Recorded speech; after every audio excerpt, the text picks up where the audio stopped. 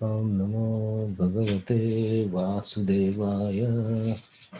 Om Namo Bhagavate Vasudevaya. Om Namo Bhagavate Vasudevaya. Namo Vishnu Padaya Krishna Krishna Shri Bhakti Vedanta Swami Nityananda. Namaste Saraswati Devi Gauravani Pracharini Nirvishesha Shambhavi Paschata Desavari. Jai Shri Krishna Chaitanya Prabhu Nityanand Shri Advaita Gadadhar श्रीवासादि Gaur भक्तवृंद Hare Krishna Krishna Krishna Hare Hare Hare Ram Ram Ram Hare Hare.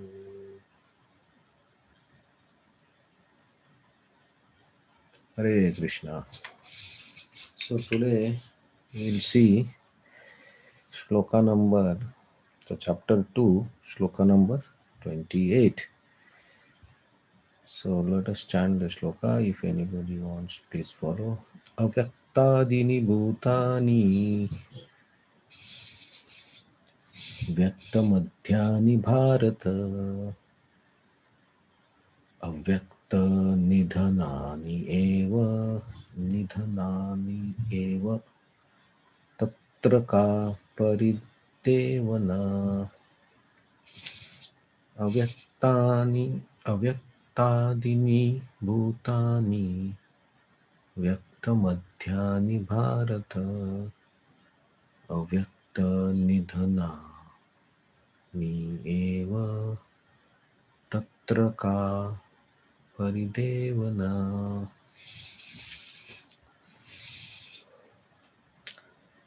So,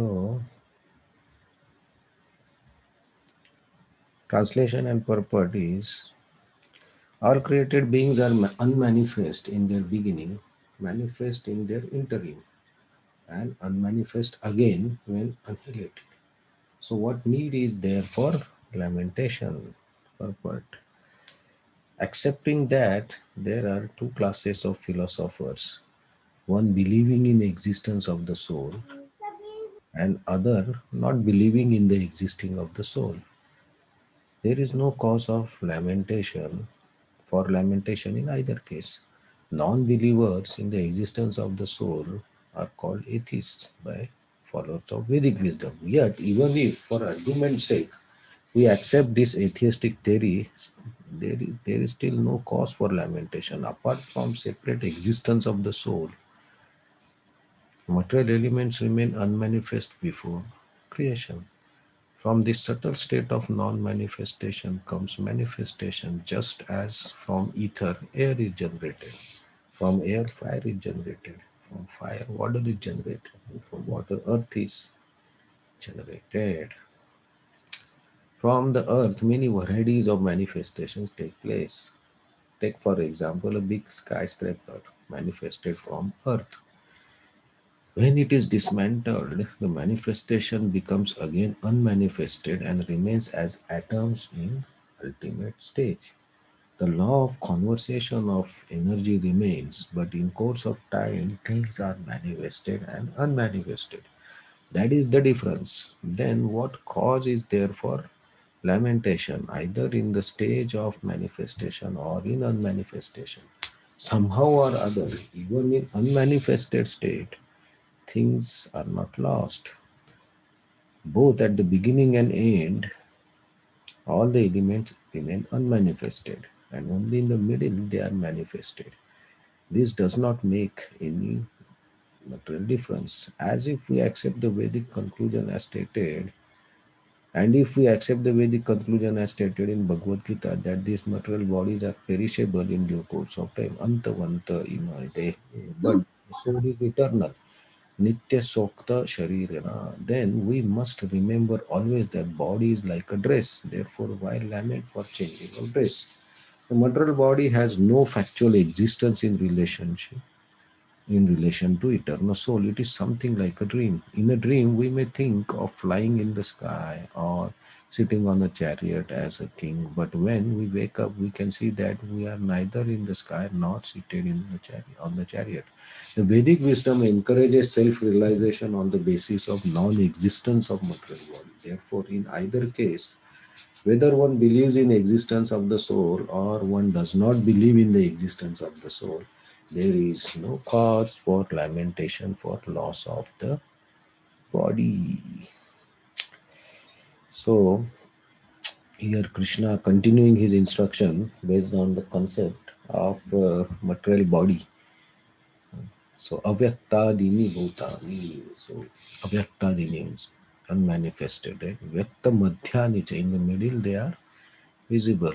Avyakta nidhanani eva. So at the time of finishing, they became invisible again. So what is the reason for paridevena devana lamentation? So yesterday we saw that Krishna told that those who have taken birth, they are sure to die, and those who die, they sure to take birth again. Even if Arjuna, you think like this, similar, the same concept is going, continuing here, right? So when the birth is, we take anybody takes birth, then the things become manifested, and then it remain, and at the end it becomes unmanifested. Right? So, and the thing that has been unmanifested is going to manifest again at the beginning, right? So, for example, some couple of simple examples like sun. So now it's night, the sun is not visible, but in the morning sun will be visible. Throughout the day it will be there, and in the evening again it will become invisible. That does not mean the sun is finished, right? It is there, it's just that it's not visible, and next day again it will be visible.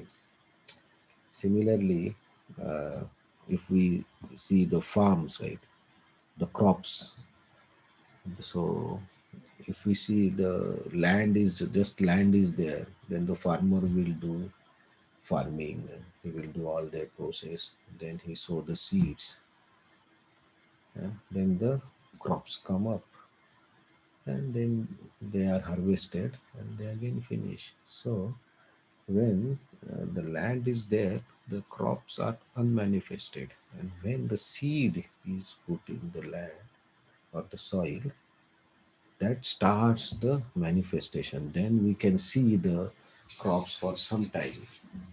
So we can say like the crops, someone can say this crop does not exist, they finished, but no, they already created, because the crops also created the seeds, right?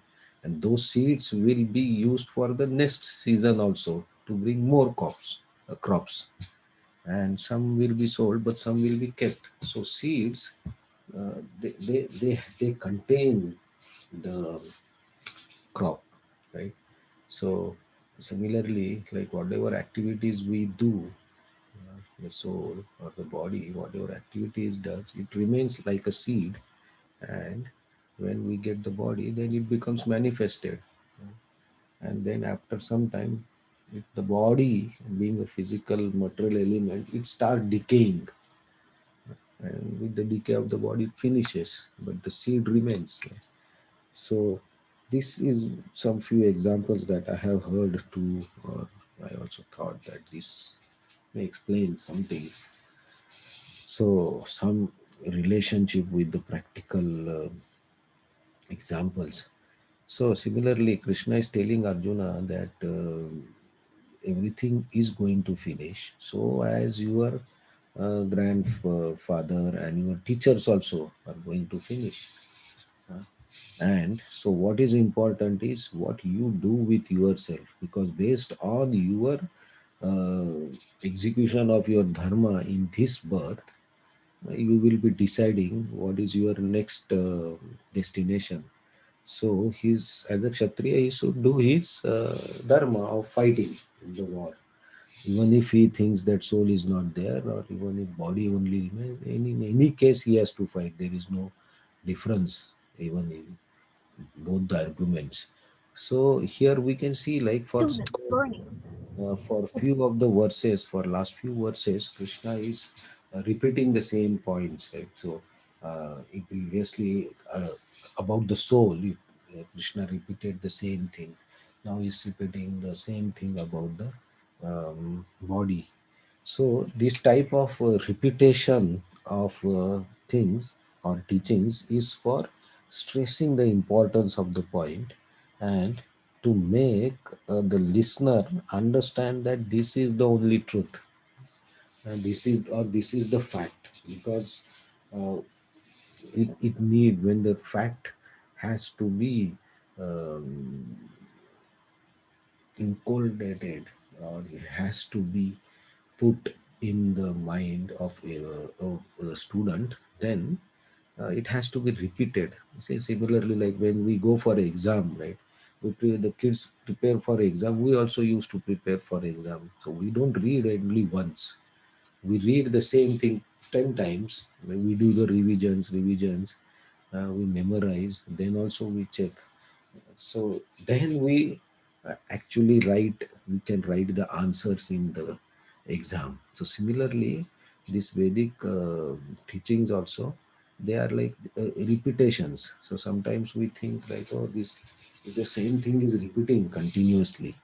but but we have, why it is repeating is because of our consciousness. Because if somebody tells only once, we don't accept it, or we don't accept the deep spiritual understandings in that. That's why these same things are insisted, so that we that impression remains in our mind, and that we carry with us. And when we carry it with us, then actually our life changes. So that's why like this, so always we have to be very careful when we see the repeated things. We are then sometimes we get bored. What is this, same points coming in again and again? But the points that we that comes again and again are most important and most easy things that we tend to forget.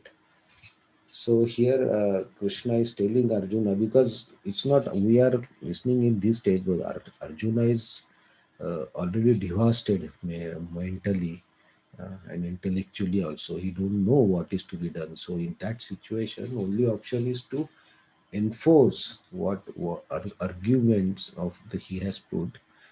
So Krishna is doing the same thing. So we have to always also remember that what is why it all started, all this discussion, because Arjuna has lost his um, sense of thinking, and in that state Krishna is explaining. So that way here Krishna is again telling Arjuna that there is no point, or there is no tantra, there is no base. Therefore, you don't lament for all these things, whatever you are saying. And Srila Prabhupada mentions here about the creation process, right? How the creation starts. It is invisible, but from ether, air, from air, fire, from fire, water, from water, earth. This is the process of creation that is very elaborately explained in Srimad Bhagavatam, some part in second, third, fourth cantos, fifth cantos. All these are explained how this creation starts. So the creation is also unmanifest, but in this process it starts manifesting, and then again it finishes in the opposite direction, like earth, water, fire, air, then ether. And with beginning it's ether, air, fire, water. Uh, so this is process in that is mentioned clearly in Srimad Bhagavatam. So Krishna is almost now like 28 number shloka, right? So he will, I think, in couple of shlokas, he will conclude his teachings almost to summarize. I think from 29, and he will start the talking about the something about the soul again, and the next instructions to Arjuna, what should be done philosophically. Once he understands this concept that there is no reason for lament, what next? So that we will see in the coming shlokas. Hare Krishna.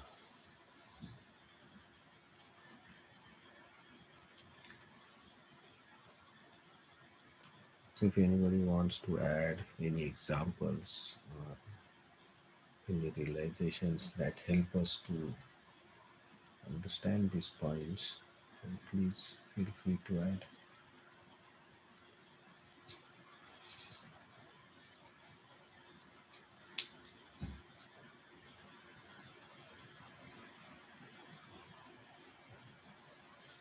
Okay, thank you very much for joining today, and we'll continue our reading and discussions tomorrow, and we'll see how Krishna concludes and goes to the next phase of teaching.